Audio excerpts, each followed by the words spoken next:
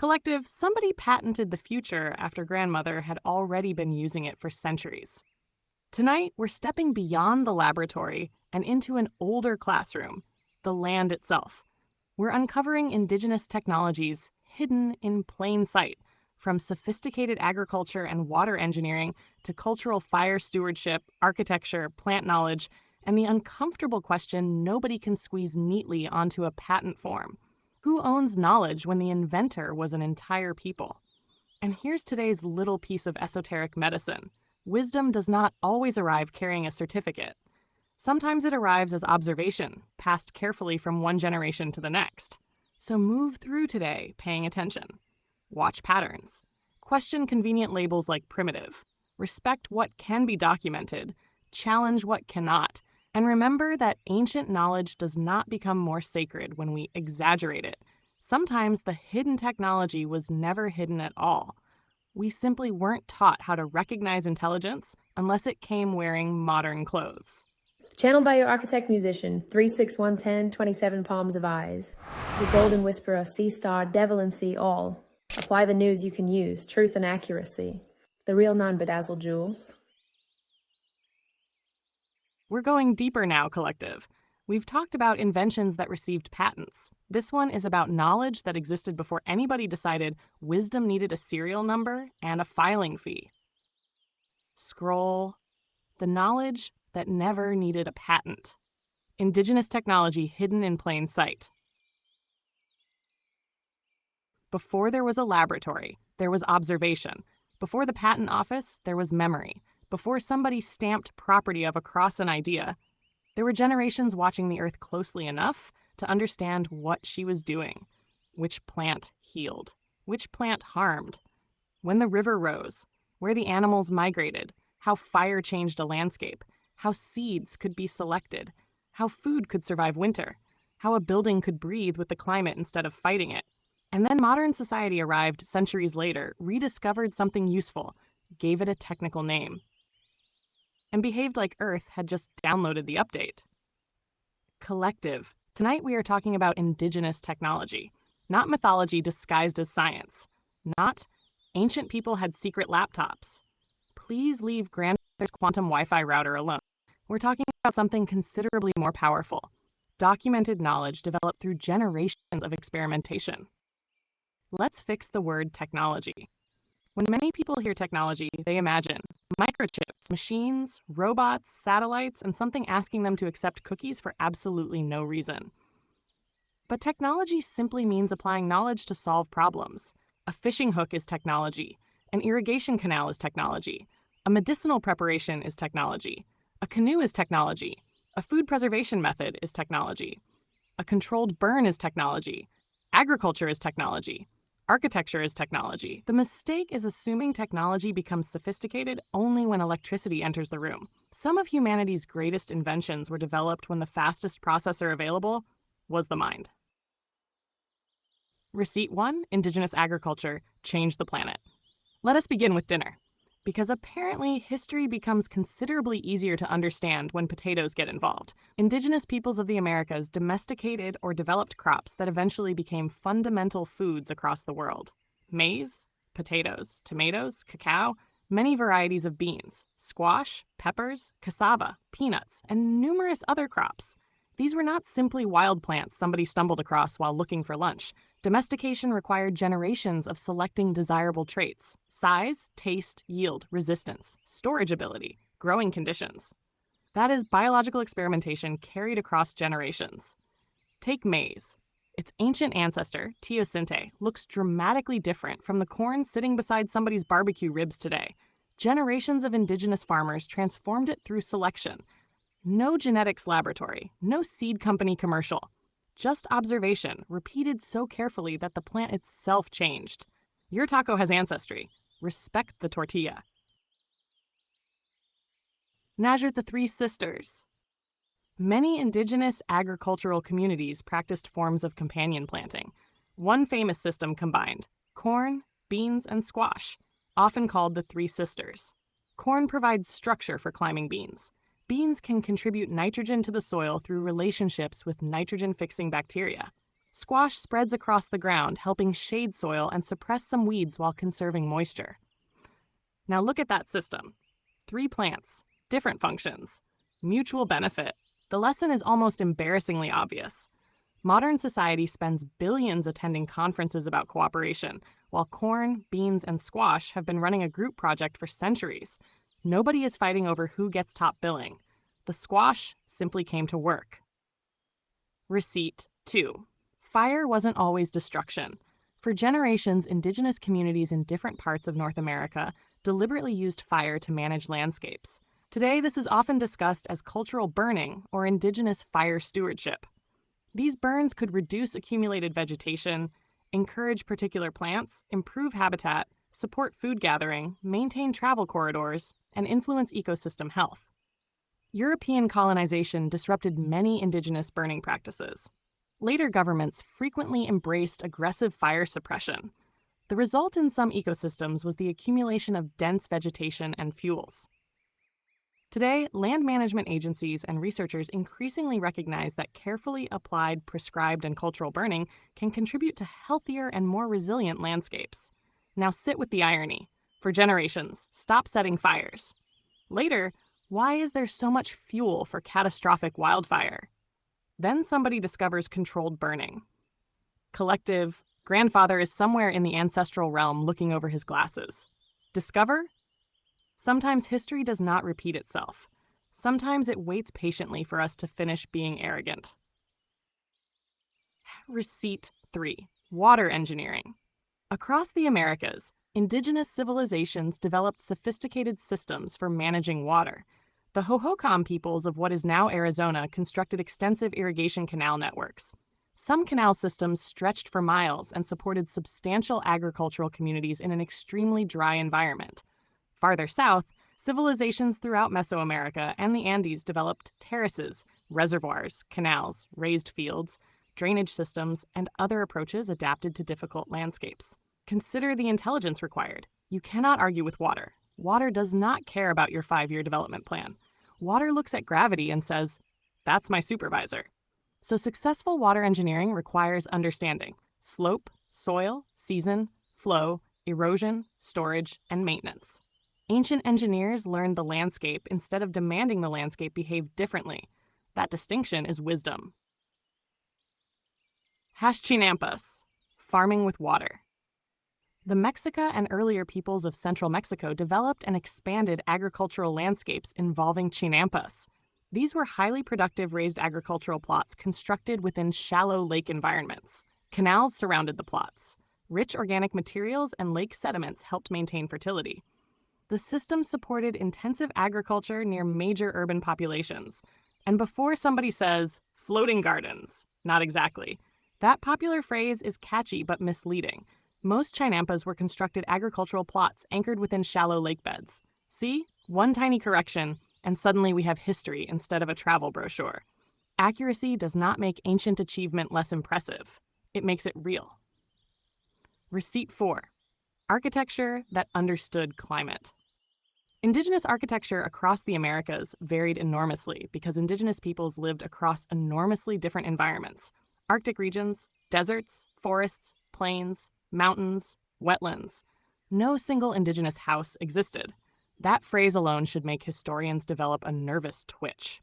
In the American Southwest, Pueblo peoples developed substantial adobe and masonry structures, whose materials and designs interacted effectively with the desert climate. Thick earthen walls possess thermal mass. They absorb heat and release it gradually. Orientation, openings, communal design, and local materials could all contribute to environmental adaptation.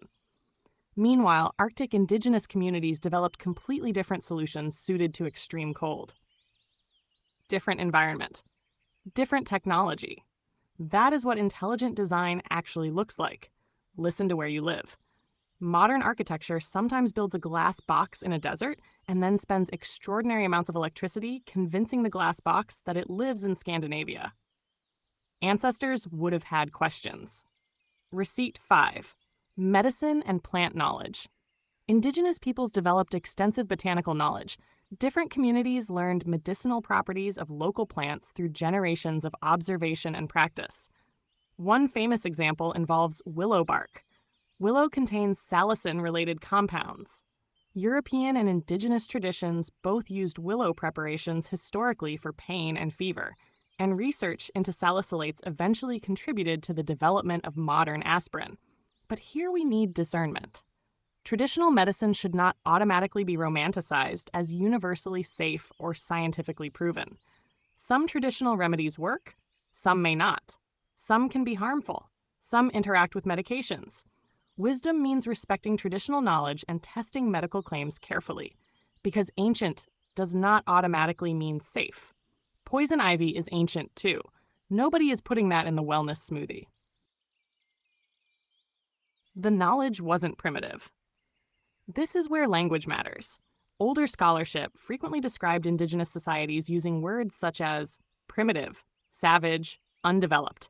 Those words often revealed more about the observer than the observed. Technology should be judged partly by whether it solves the problem within its environment. A canoe capable of navigating local waterways efficiently is sophisticated technology. A snowshoe that distributes body weight across snow is sophisticated technology. A hunting system based upon intimate knowledge of animal migration is sophisticated knowledge. A food preservation method that keeps a community alive through winter is successful engineering. Sophistication does not require chrome. Sometimes sophistication wears hide, wood, stone, fiber, clay, bone, and works beautifully. Now we enter the deeper chamber. Ancient knowledge systems often did not separate nature from intelligence the way modern industrial thinking sometimes does. The forest wasn't merely inventory. The river wasn't merely infrastructure. Animals weren't merely units of production. The environment was relationship. That does not mean every indigenous society lived in perfect ecological harmony. Human beings remain human beings. We have been making questionable decisions since somebody first said, "Trust me, I know a shortcut." But many indigenous knowledge traditions emphasize reciprocity. Take, give, observe, wait, respect cycles, think beyond yourself. That is esoteric knowledge without needing supernatural decoration. The sacred lesson is relationship. You do not dominate the system you depend upon, because eventually the system sends an invoice. The patent problem. Now consider this. A community develops knowledge over hundreds or thousands of years. No single inventor, no patent, no corporation, no individual owner. The knowledge belongs to a lineage or community. Then an outsider encounters the knowledge, isolates a useful compound, develops a commercial product, and obtains legal intellectual property rights around some aspect of the resulting innovation. Now things become complicated. Who owns traditional knowledge? Can knowledge inherited collectively be privately owned? Who should benefit when commercial products emerge from community knowledge? These questions have produced international debates about biopiracy, intellectual property, biodiversity, and indigenous rights. And suddenly, the Patent Office discovers something its forms were not designed to answer. What happens when the inventor is a people? That's a serious question, because Western intellectual property systems generally prefer identifiable inventors and defined periods of ownership. Traditional knowledge can be communal, cumulative, and ancient. Try fitting 3,000 years of grandmothers into the inventor name box. The form starts sweating. But collective. Do not turn this history into another superiority contest. Indigenous knowledge does not prove modern science is worthless. Modern science does not prove traditional knowledge is primitive. The strongest future may come when knowledge systems can meet respectfully. Traditional ecological knowledge can identify patterns developed through long observation. Modern scientific methods can test mechanisms, quantify outcomes, and evaluate safety. Each can ask questions the other may overlook. Wisdom does not fear another tool. Wisdom asks whether the tool works. Because truth has never needed one uniform. Core lesson. When you hear ancient people knew this first, don't automatically believe it. Investigate. Which people? What community? What period? What evidence? Was the knowledge documented historically? Does the community itself describe the tradition that way? Has modern research supported the claim? Or did somebody online place an indigenous elder beside a galaxy photograph and invent a quote? Please stop doing that to elders. Grandmother did not say, activate your quantum mitochondrial star portal. Grandmother said, bring your coat. And grandmother was correct. Discernment protects sacred knowledge from becoming entertainment. Teach the next generation that intelligence did not begin with industrialization. Teach them that the farmer was experimenting, the navigator was calculating, the healer was observing, the builder was engineering. The storyteller was archiving, the elder was preserving data inside memory. The community itself could function as a library. And teach them something deeper. Not every form of knowledge needs to be conquered. Some knowledge must be protected. Some must be shared responsibly. Some belongs to communities whose permission matters. Some should be tested. Some should be questioned. And some should simply humble us. Because the greatest lesson Indigenous technology offers may not be a particular plant, building, canal, or agricultural technique. It may be this. Pay attention long enough, and the world begins teaching you how it works. The ancestors observed. They experimented. They failed. They remembered. They taught the next generation. And generation after generation, knowledge accumulated. No patent number, no corporate logo, no launch event. Just wisdom surviving because somebody understood that knowledge becomes legacy only when it is passed forward. The modern world did not invent intelligence. We inherited an ancient conversation. Our responsibility now is to listen carefully enough to deserve our turn speaking. Next scroll. The women behind the breakthroughs. When genius had to sign somebody else's name. Ahll. To every soul who made it to the end of this scroll, congratulations.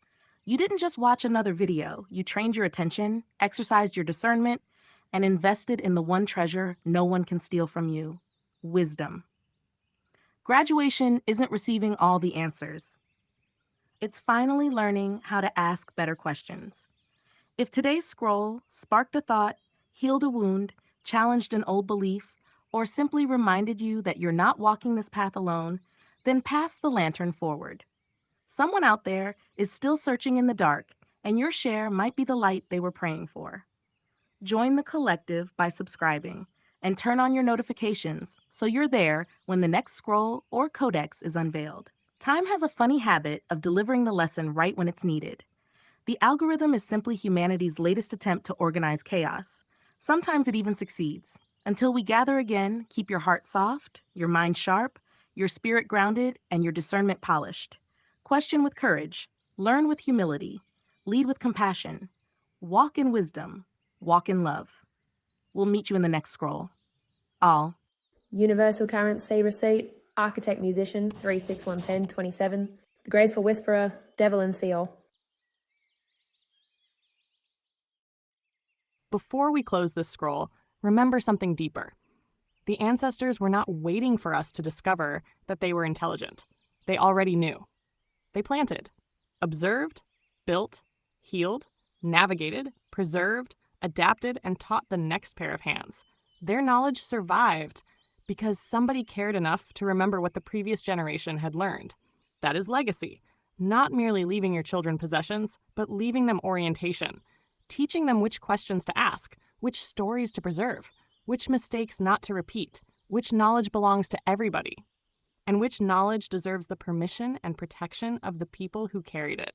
Because everything we can take is not necessarily ours to take. Humanity has occasionally behaved like a toddler discovering pockets. Ooh, mine. No, beloved? Put that back. Respect is part of intelligence too, and perhaps that is one of the deepest lessons Indigenous knowledge can offer our modern world. We became extraordinarily talented at asking, how much can we extract? But wisdom asks, how much can we take without destroying what gives? We learned how to cut forests faster, dig deeper, move more water, harvest more land, build larger cities, produce more things. And somewhere beneath all that magnificent machinery, Earth has been quietly clearing her throat. Because advancement without relationship eventually becomes appetite. And appetite without restraint will eat the table it is sitting at. Do not hear this scroll and feel ashamed because there are things you were never taught. You cannot remember what nobody handed you. But once knowledge reaches your hands, what you do with it becomes your responsibility. Learn the histories. Listen to Indigenous people speaking about their own traditions instead of allowing strangers to turn living cultures into mystical props. Ask questions. Verify extraordinary claims. Respect sacred boundaries. And please, for the love of every ancestor currently watching the internet behave badly, stop attaching random ancient Indigenous prophecy captions to photographs because somebody added stars and flute music. Wisdom deserves better marketing. Honor does not require fantasy. The documented truth is already extraordinary. And if your own family history feels broken, begin where you are. Ask the elders what they remember. Record their voices when they consent. Write down recipes, names, places, migration stories, family sayings, crafts, songs, gardening knowledge, lessons nobody bothered putting in a book. Ask Grandma why she did something a certain way before the answer disappears with her. You may discover she doesn't know. You may discover it was superstition. You may discover it was brilliant. You may discover she says, "Baby, I don't know. That's just how Mama did it." Write that down too, because sometimes memory survives several generations before anybody remembers the reason, the deeper legacy. The future does not need us to worship the past. It needs us to learn from it without lying about it. Keep what is wise, test what is uncertain, correct what was harmful, protect what is sacred, improve what can be improved, and leave something useful behind. That is how knowledge stays alive. Generation receives from generation, adds understanding, and passes the flame forward without pretending it invented fire. One day, collective, we will be the ancestors. Sit with that. Some future generation may inherit our buildings, our technologies, our stories, our mistakes, our damaged ecosystems, our discoveries, our ridiculous passwords, everything. And they will ask the same question we are asking tonight. What did they know? And what did they do with what they knew? May our answer be worthy. May they discover that we finally learned the difference between ownership and stewardship, that we stopped treating old wisdom as primitive simply because it did not arrive from a laboratory, that we stopped turning living cultures into costumes, that we listened, that we verified, that we protected, that we repaired, and that when knowledge finally reached our hands, we did not close our fist around it. We opened our hand and passed the worthy parts forward. Because the greatest inheritance is not knowing everything. It is teaching the next generation how to listen, how to question, how to discern, and how to remember. That is how knowledge becomes wisdom. That is how wisdom becomes responsibility. And that is how responsibility becomes legacy. Ahll.